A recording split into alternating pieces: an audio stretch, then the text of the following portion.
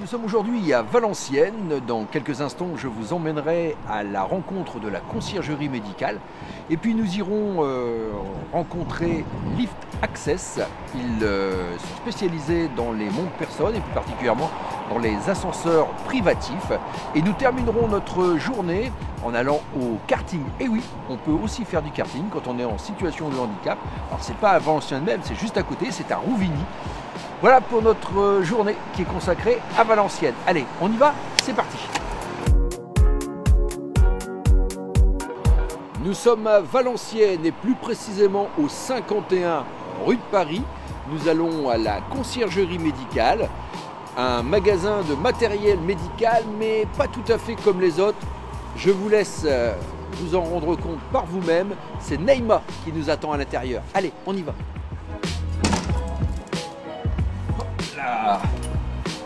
Bonjour Neymar. Ça va bien? Ça va très bien, merci. Eh bien écoutez, merci de nous recevoir ici à la conciergerie. Mais de rien, c'est un plaisir vraiment. Alors, expliquez-nous, qu'est-ce que la conciergerie médicale? Eh bien, dans la conciergerie médicale, on est deux professionnels de santé. Donc il y a ma collègue Nora qui est aide-soignante référente et moi-même qui suis infirmière. Donc nous, vraiment, on est spécialisés dans les retours d'hospitalisation et on fait également tout ce qui est maintien à domicile. Donc l'avantage d'être une équipe de professionnels de santé, on est amené à faire des recueils de données, des évaluations pour adapter au mieux les produits aux patients.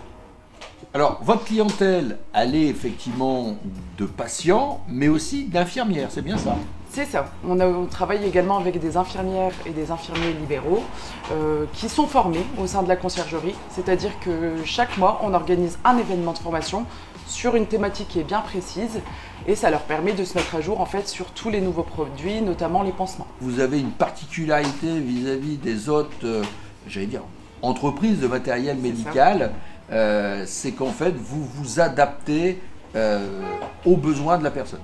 C'est ça. En fait, on travaille avec tous les fournisseurs, donc ce qui nous permet d'avoir un panel de produits et vraiment, comme ce que je vous disais tout à l'heure, en fait, on adapte le produit aux patients. Au niveau des produits, on a tout ce qui est donc chaussures chute, tout ce qui est orthèse, les pansements, on les a tous, ils sont sans dépassement chez nous. On fait pas de dépassement également sur tout ce qui est produit de base. On a également des compléments nutritifs et du matériel donc pour les professionnels de santé. Neymar, merci. Merci à vous Ludo. Je vous en prie, à bientôt. À bientôt.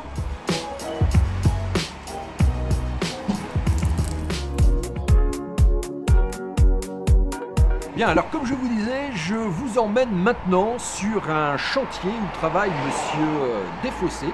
Monsieur Desfossés, c'est Lift Access.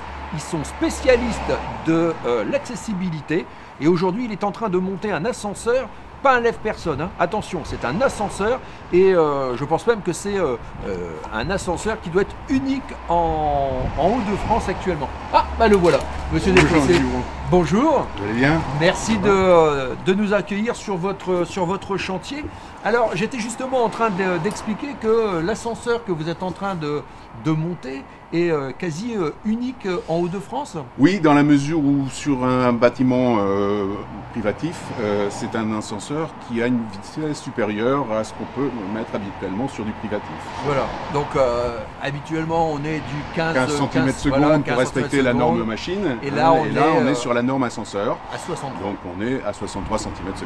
Un ascenseur qui peut accueillir jusqu'à 5 personnes, qui est en 600 kg, de façon quand même assez rare pour du privatif. Oui, et puis surtout, alors la destination, c'est un centre pluridisciplinaire médical pour la femme qui va se créer, qui s'appelle le centre Artemis. Et donc, il y avait l'intention donc des praticiens de pouvoir faciliter au maximum avec un fauteuil accompagné. Hein. Et donc, on a une surface de cabine qui va permettre l'accompagnement de fauteuils, notamment pour pouvoir permettre des consultations à des enfants ou des jeunes filles qui devront être accompagnés par leurs parents. Alors, Monsieur Desfossés, vous représentez votre entreprise qui s'appelle Lift Access. Oui, tout à fait. Lift Access, donc vous êtes sur l'ensemble des Hauts-de-France. On peut vous retrouver. Alors, dans une périphérie autour de, on va dire, de Saint-Quentin, à 1 heure ou 100 km au maximum. Pourquoi? Parce que, bon, d'abord, ça fait déjà énormément d'interventions. Et puis surtout, c'est la maintenance, c'est le pouvoir assurer des dépannages, parce que ce sont des appareils, et tous ces appareils, il faut pouvoir les maintenir. Et donc, ça me permet d'avoir un délai de réactivité que je souhaite pour mes clients. Alors, est-ce qu'on peut faire appel à Lift Access si on a effectivement toute une maison à réaménager? Vous sous-traitez avec d'autres partenaires? Oui, c'est-à-dire qu'en fait, moi j'ai une approche globale et je fais ce que je sais faire. Donc monter un escalier, un élévateur, enfin tout ça, il n'y a aucun problème. Remplacer une baignoire non plus. Je pense à la rampe d'accessibilité. Alors la rampe d'accessibilité, si c'est une rampe, disons en métal, voilà. Amovible en métal, oui, ça c'est du mécano, ça semble. Si c'est une rampe en béton, comme on l'a par exemple ici, non, ça je le sous-traite. Alors on résume, Lift Access, on vous retrouve où on peut faire appel à vous, en quelles circonstances? À chaque fois qu'un problème d'autonomie dans l'habitat ou dans les bâtiments du tertiaire se pose, le respect des normes. Et puis dans l'habitat, pour les personnes qui, à un moment ou un autre, vont avoir des difficultés pour monter leur escalier, pour accéder à l'étage. Et donc là, en fait, on fera d'abord une approche conseil. Est-ce qu'on permet l'accessibilité à l'étage ou est-ce qu'on descend l'étage, si c'est par exemple une salle de bain, sur le rez-de-chaussée pour simplifier. C'est une étude au cas par cas, à chaque fois. On vous trouve où? Alors moi je suis à côté de Fresnoy-le-Grand, à 15 km de Saint-Quentin, dans l'Aisne. Alors mon téléphone c'est le 07 82 59 85 88 et vous pouvez me joindre sur contact @Lift Access, lift-du6 access a2ce2s.fr.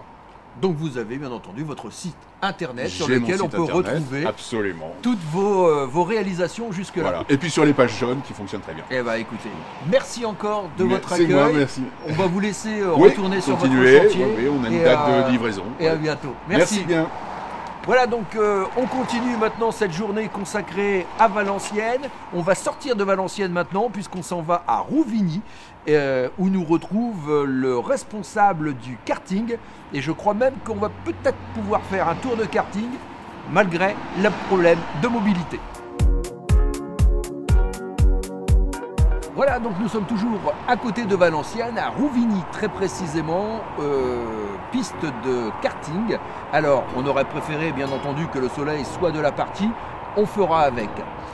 Vous vous posez la question, est-ce qu'on peut aller faire du karting quand on est en situation de handicap? La réponse est oui, je vais maintenant vous le prouver en images. Allez, vous me suivez, on va directement sur les pistes. Ah, Jean-Loup! Bonjour. Merci Jean-Loup de nous accueillir ici à Rouvigny. Ça me fait plaisir. Eh bien écoutez, le plaisir est partagé. On aurait eu un rayon de soleil, ça aurait été encore mieux, mais bon, on fera avec. Avec. Voilà, déjà, exactement. Il ne pleut pas, vous le savez. Alors expliquez-moi un petit peu votre carte alors. Donc c'est un quart biplace. Vous avez côté moniteur, donc 2 volants. Donc les deux, on peut avoir le volant. Les pédales du côté du moniteur, de l'accompagnant, et du côté passager, on a une ceinture de sécurité pour bloquer.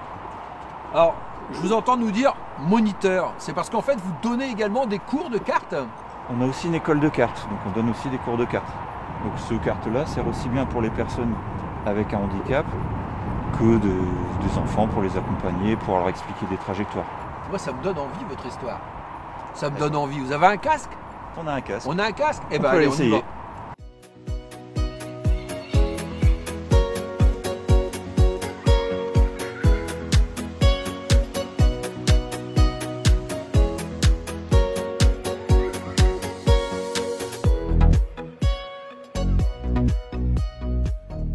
Voilà, donc on est revenu au sec un petit peu. Jean-Loup, on est ici dans le magasin, c'est ça? C'est ça. Donc le magasin, c'est là où vous entreposez vos cartes cartes. stockées pour l'hiver, des cartes d'occasion. Alors, vous existez depuis quand? Mars 2011, la piste. D'accord. Donc, vous nous disiez tout à l'heure, vous aviez une centaine de cartes au total. Donc vous êtes capable d'accueillir des enfants, des adultes, mais justement des personnes en situation de handicap. C'est bien ça. Que ce soit avec le biplace, après on a des cartes enfants, ensuite les cartes adultes classiques, des cartes un peu plus puissantes x90, des 2 temps, du coup le biplace. Et vous avez un solo, vous pouvez commander au volant. Et un solo qu'on peut commander au volant. Michel, alors vous êtes l'heureux propriétaire de ce circuit. Vous nous expliquez un petit peu comment vous est venue votre idée en 2011? Ouais, le kart, c'était une passion. J'ai toujours, depuis que j'ai goûté le kart, j'ai toujours dit que je ferai une piste de kart un jour. Voilà. Donc, les démarches ont été un peu plus compliquées, mais moi, j'ai réalisé mon rêve. Donc Jean-Loup nous expliquait tout à l'heure que vous étiez ouvert aussi bien aux enfants que l'adulte et donc la personne en situation de handicap, avec 2 cartes. Ouais. C'est une obligation ou c'est une volonté de votre part de vous être rendu accessible?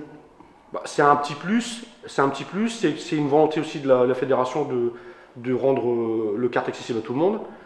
Du coup, on a aussi le label école de pilotage.